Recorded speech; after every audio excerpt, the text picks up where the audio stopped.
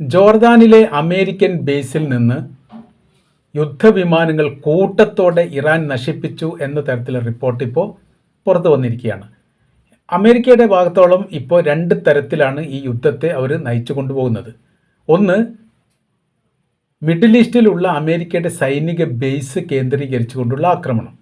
അത് വളരെ കൃത്യതയോടുകൂടി ലക്ഷ്യത്തിലെത്തിക്കാൻ പല ഘട്ടങ്ങളിൽ അവർക്ക് സാധിച്ചിട്ടുണ്ട്.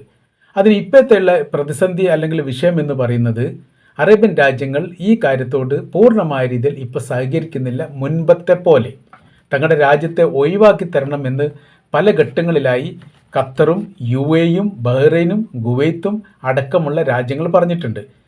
അതിലിപ്പോൾ ഒമാനെ സംബന്ധിച്ചിടത്തോളം അവിടെ അമേരിക്കയ്ക്ക് സൈനിക ബേസില്ല, സൗദി അറേബ്യയിലും സൈനിക ബേസില്ല. ഉള്ള ബേസ് എന്ന് പറയുന്നത് താൽക്കാലികമായിട്ട് കൊടുത്ത ബേസാണ്, താൽക്കാലികമായി വിട്ടുകൊടുത്ത എയർപോർട്ടാണ്. അതുകൊണ്ട് അവിടെ നടക്കുന്ന പ്രവർത്തിയൊക്കെ നേരിട്ട് അറിയാൻ വേണ്ടിയിട്ട് സൗദി അറേബ്യക്ക് സാധിക്കും. അതുകൊണ്ട് വേണമെങ്കിൽ നേരിട്ട് അവർക്ക് പറയാൻ വേണ്ടി സാധിക്കും. മറ്റുള്ള രാജ്യങ്ങളിൽ നടക്കുന്ന പ്രവർത്തനം എന്താണെന്ന് അറിയാൻ വേണ്ടി സാധിക്കില്ല എന്നതിനാൽ അവിടെ നിന്ന് ഇങ്ങനെ അകന്നു പോകുന്നു.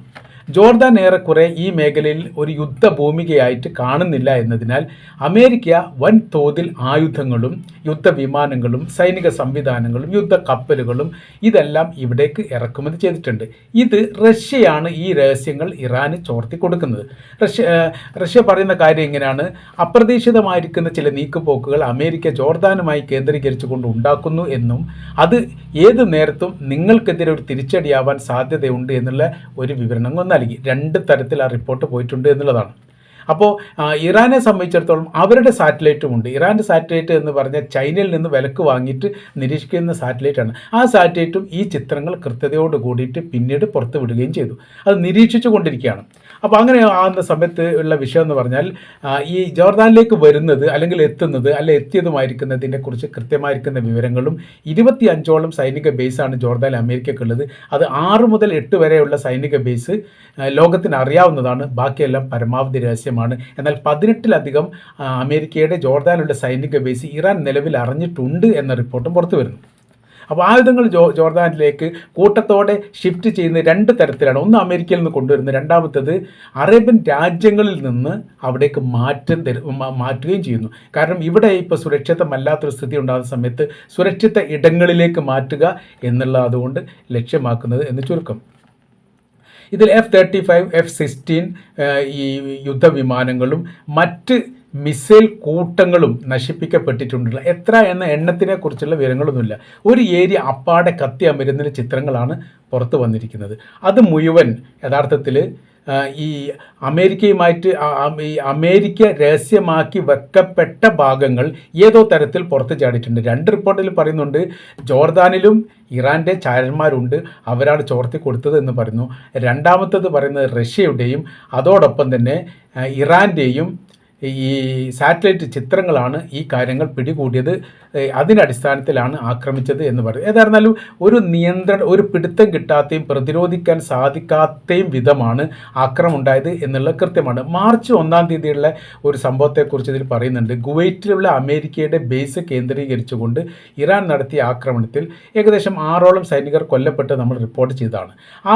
അതിൽ പറയുന്ന കാര്യം അത് സ്ഥിരീകരിക്കപ്പെടുകയും അവരുടെ പേര് വിവരങ്ങളും വയസ്സടക്കം പുറത്തുവിടുകയും ചെയ്യുന്നു. ഒരു 20 വയസ്സുള്ള ഒരു ഈ കോളേജ് വിദ്യാർത്ഥി പോലും ഉണ്ട് എന്നുള്ള അതിൽ 20 വയസ്സ്, 35 വയസ്സ്, 55 വയസ്സുള്ള ആളുകൾ വരെ അതിലുണ്ട്, ഈ സൈനികർ വരെ അതിലുണ്ട്. ഈ ഒരു ബേസിനെ കുറിച്ച് ഒരു വിവരങ്ങൾ പുറത്തു വന്നത് ഒരിക്കൽ പോലും ഇറാൻ ലക്ഷ്യമാക്കുമെന്ന് തങ്ങൾ കരുതിയിട്ടില്ല.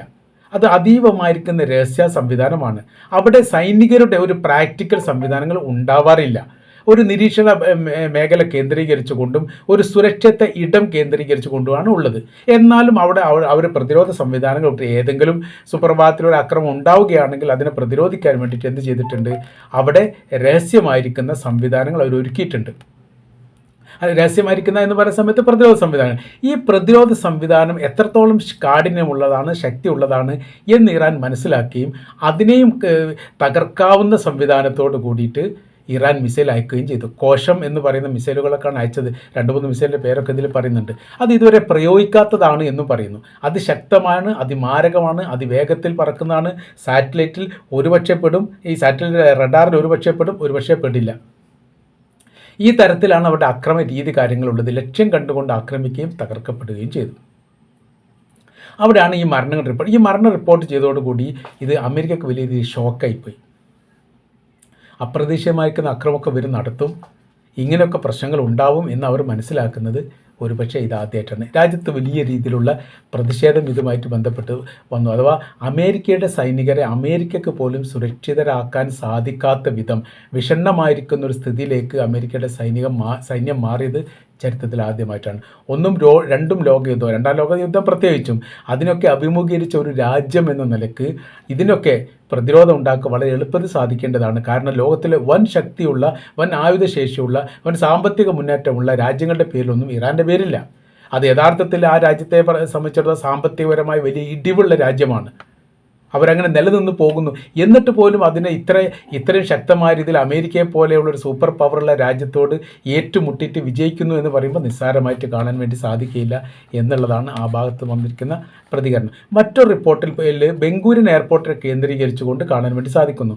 ബെംഗൂരിയൻ എയർപോർട്ടിൻ്റെ വിഷയം എന്ന് പറയുന്നത് പല ഘട്ടത്തിലും ഇറാൻ്റെയും ഹൂത്തികളുടെയും ആക്രമത്തെ അഭിമുഖീകരിക്കേണ്ടി വന്ന എയർപോർട്ടാണ്. അപ്പോൾ ആ മേഖലയിൽ നിരന്തരം എന്ന തരത്തിൽ ആക്രമണം ഉണ്ടാവാറുണ്ട് ആ യുദ്ധസമാന സാഹചര്യത്തിലൊക്കെ. അപ്പോൾ യുദ്ധത്തിൻ്റെ ഒരു ഭൂമികയായിട്ടാണ് ബെംഗൂരിയൻ എയർപോർട്ട് എന്ത് ചെയ്യുന്നത്, എയർപോർട്ടിലേക്ക് മറ്റുള്ള ശത്രു രാജ്യങ്ങൾ ലക്ഷ്യമാക്കുന്നത്. ഇപ്പോഴത്തെ സ്ഥിതി എന്ന് പറഞ്ഞാൽ ബെംഗൂരിയൻ എയർപോർട്ടിലേക്ക് അമേരിക്കയുടെ ജെറ്റ് വിമാനങ്ങൾ കൂട്ടത്തോടെ ഇറക്കുന്നതും ഇവിടെ ഈ മേഖലയിൽ അത് ലാൻഡ് ചെയ്യുന്നതും ഇസ്രായേൽ തടഞ്ഞിരിക്കുകയാണ്. അപ്പോൾ ഇസ്രായേൽ അതിന് പറഞ്ഞിരിക്കുന്ന ഒരു കാര്യമുണ്ട്, യാത്രക്കാർക്ക് പ്രയാസമുണ്ടാകുന്നു എന്നാണ് ഇസ്രായേൽ ഈ വിഷയമായിട്ട് ബന്ധപ്പെട്ട് പറയുന്നത്. പക്ഷേ അതിൻ്റെ യാഥാർത്ഥ്യം പറയുന്ന സമയത്ത് ഈ മേഖല ഒരു യുദ്ധ കാഹളമാക്കി അല്ലെങ്കിൽ യുദ്ധ ഏരിയയാക്കി മാറ്റുന്ന ഒരു ശ്രമം അമേരിക്ക തുടങ്ങിക്കഴിഞ്ഞാൽ തീർച്ചയായിട്ടും തങ്ങളെപ്പോലും അത് ബാധിക്കും. അപ്പോൾ എയർപോർട്ട് ലക്ഷ്യമാക്കിയിട്ട് കേന്ദ്രീകരിച്ചുകൊണ്ട് ആക്രമണം നടത്തുന്ന സമയത്ത് അതിൻ്റേതായിരിക്കുന്ന പ്രയാസം അനുഭവിക്കേണ്ടി വരുന്ന ഒരു രാജ്യമായിട്ട് ഇസ്രായേൽ ഓട്ടോമാറ്റിക്കായിട്ട് മാറുമെന്നതിനാൽ നിങ്ങൾ കൂട്ടത്തോടു കൂടി ഇവിടേക്ക് യുദ്ധവിമാനങ്ങൾ ഇറക്കുന്നത് നിർത്തണം.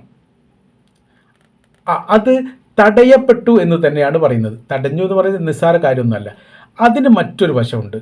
അതിൻ്റെ ഒരു വശം എന്ന് പറയുന്നത് ഏത് രാജ്യത്തിൽ നിന്നാണോ തങ്ങൾക്ക് നേരെ ആക്രമണം നടക്കുന്നത് സമാനമായ രീതിയിൽ ആ രാജ്യത്തിന് നേരെ ഞങ്ങളെ തിരിച്ചടി നടത്തുകയും ചെയ്യും.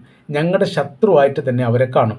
അറേബ്യൻ രാജ്യങ്ങളിൽ നിന്ന് അമേരിക്കയുടെ സൈനിക സംവിധാനം ഉപയോഗിച്ചുകൊണ്ട് ഇറാനെ ആക്രമണം നടത്തുന്ന സമയത്ത് അതേ രാജ്യത്ത് ഞങ്ങൾ തിരിച്ചടിക്കാനുള്ള പ്രധാനമായിരിക്കുന്ന കാരണം പല ഘട്ടങ്ങളിലും ഇറാൻ്റെ വിദേശകാര്യമന്ത്രി അബ്ബാസ് അറാഖ്ചിയും പ്രസിഡന്റ് മസൂദ് പെസഷ്കിയാനും പറഞ്ഞിരിക്കുന്ന കാര്യം ഇത്രയാണ്: ഏത് രാജ്യത്തിൽ നിന്നാണോ തങ്ങളുടെ രാജ്യത്തിന് നേരെ ആക്രമണം നടത്തുന്നത് സമാനമായിരിക്കുന്ന തിരിച്ചടി ആ രാജ്യത്തിന് നേരെ തങ്ങൾ നൽകും, അത് തങ്ങളുടെ ശത്രുവായിട്ട് കാണും എന്നുള്ള തരത്തിലാണ്.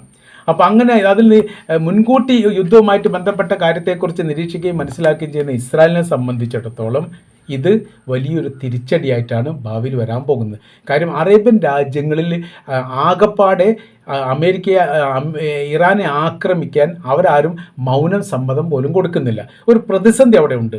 കാരണം ഇറാനെയും കുവൈത്തിനെയും ഇപ്പോൾ നിരന്തരം ആക്രമിച്ചുകൊണ്ടിരിക്കുന്നു എന്ന് പറയുമ്പോൾ അവർക്ക് അതിൻ്റേതായിരിക്കുന്ന പ്രയാസം ബുദ്ധിമുട്ടും ഉണ്ടെന്ന് അവർ പറയുകയും ചെയ്തു. UAEയും ഖത്തറും ഏറെക്കുറെ ആക്രമണത്തിൽ ഇപ്പോൾ കുറവാണ്. ഇപ്പോൾ ചെറിയ രീതിയിൽ ആരംഭിച്ചിട്ടുണ്ടെങ്കിൽ പോലും മൊത്തത്തിൽ കുവൈറ്റിനെയും ബഹ്റിനെ ആക്രമിക്കുന്ന പോലെയില്ല. കുറേ രാഷ്ട്രീയ കരാർ വ്യവസ്ഥകളുണ്ട് എന്നൊക്കെ പറയുന്നു. ഏതായിരുന്നാലും അപ്പോൾ ഇനി ആ മേഖലയിൽ നിന്ന് പതുക്കെ ഒഴിഞ്ഞുകൊണ്ട് ഇസ്രായേലിൽ നിന്ന് തന്നെ ഇറാനെ ആക്രമിക്കുന്ന ഒരു സാഹചര്യങ്ങൾ ഉണ്ടായാൽ ഈ മേഖല കേന്ദ്രീകരിച്ചുകൊണ്ട് അമേരിക്ക തിരിച്ചടിക്കും. തിരിച്ചടിയുടെ പ്രതിഫലനം ഇസ്രായേലിൻ്റെ അകത്തുണ്ടാകും. അവർ അത് അനുഭവിക്കേണ്ടി വരും. അത് അവർ അനുഭവിക്കാൻ വേണ്ടിയിട്ട് അവർക്കതിന് താല്പര്യമില്ല. കാര്യം എന്ന് പറഞ്ഞാൽ ഇനി ആക്രമിക്കാൻ പോകുന്നത് ഇതുവരെ ഉപയോഗിച്ച ആയുധം കൊണ്ടായിരിക്കില്ല, അത് കനത്ത രീതിയിലായിരിക്കും. അതിൻ്റെ പ്രതിഫലനം ഭയങ്കരമായിരിക്കും. തങ്ങൾക്ക് കാണാൻ വേണ്ടി തങ്ങളുടെ കണക്ക് കൂട്ടുകൾ തെറ്റിക്കുന്ന തരത്തിലായിരിക്കും ഇറാൻ്റെ ആക്രമണ പരമ്പരകൾ ഉണ്ടാവുക. അതിൻ്റേതായിരിക്കുന്ന പ്രയാസം ഭാവിയിൽ ഉടനീളം അനുഭവിക്കേണ്ട ഒരു സ്ഥിതി വരും എന്നതിനാൽ തങ്ങൾക്കതിന് താല്പര്യമില്ല എന്നാണ് ഇതിൻ്റെ ഉദ്ദേശ കാര്യങ്ങൾ എന്നുകൂടി പറയുന്നു.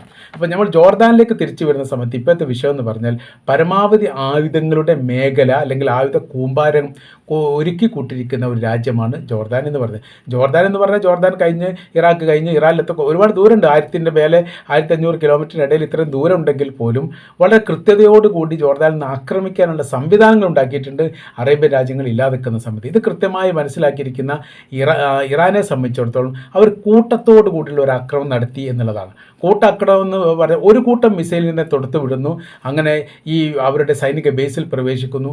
പരമാവധി യുദ്ധവിമാനങ്ങളും അതിൻ്റെ സംവിധാനങ്ങളും ടാങ്കുകളും കവചിത വാഹനങ്ങളടക്കം പൊട്ടിത്തെറിക്കുകയും കത്തി നശിക്കുകയും ചെയ്തു. ഇത് ജോർദാനെ സംബന്ധിച്ചിടത്തോളം അമേരിക്കയെ സംബന്ധിച്ചിടത്തോളം ഞെട്ടിക്കുന്ന ഒരു കാര്യമാണ്. പ്രാധാന്യത്തോടു കൂടി തന്നെയാണ് ഇപ്പോൾ പല മീഡിയകൾ റിപ്പോർട്ട് ചെയ്തത്. ജോർദാനിൽ അമേരിക്കയുടെ യുദ്ധവിമാനങ്ങൾ കൂട്ടത്തോടെ നശിച്ചിരിക്കുന്നു എന്ന ഹെഡിങ്ങോട് കൂടി തന്നെ ചില മീഡിയകൾ ഈ റിപ്പോർട്ട് പ്രാധാന്യത്തോടു കൂടി പ്രസിദ്ധീകരിച്ചിരിക്കുന്നു എന്ന് ചുരുക്കം.